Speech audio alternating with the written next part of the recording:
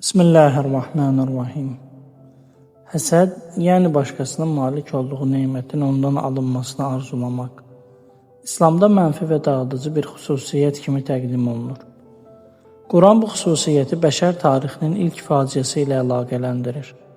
Maidə surəsində Habil və Qabil hadisəsində buyrulur ki, Qabil qardaşına həsəd apardı və nəticədə onu öldürdü.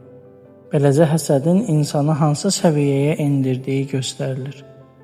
Allah Fələq surəsinin son ayəsində buyurur: Həsəd etdiyi zaman həsədçinin şərrindən Allaha sığın. Bu ayə göstərir ki, həsəd yalnız fərdi bir duyğu deyil, həm də cəmiyyətə zərər verə bilən bir təhlükədir. İmam Əli əleyhissalam buyurur: Həsəd edən insanın bədəni rahat, qəlbi nigarandır.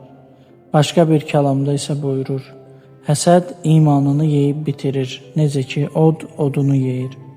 İmam Sadiq əleyhissalam da həsədi insanın daxilində alovlanan bir atəş adlandırır və buyurur ki, həsəd edən Allahın qəza və qədərindən narazı olandır.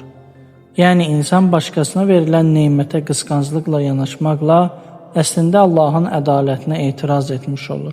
İslam baxımından həsəd həm mənəvi, həm də sosial fəsad doğurur. Həsəd cəmiyyətdə nifrət, etimadsızlıq və parçalanma yaradır.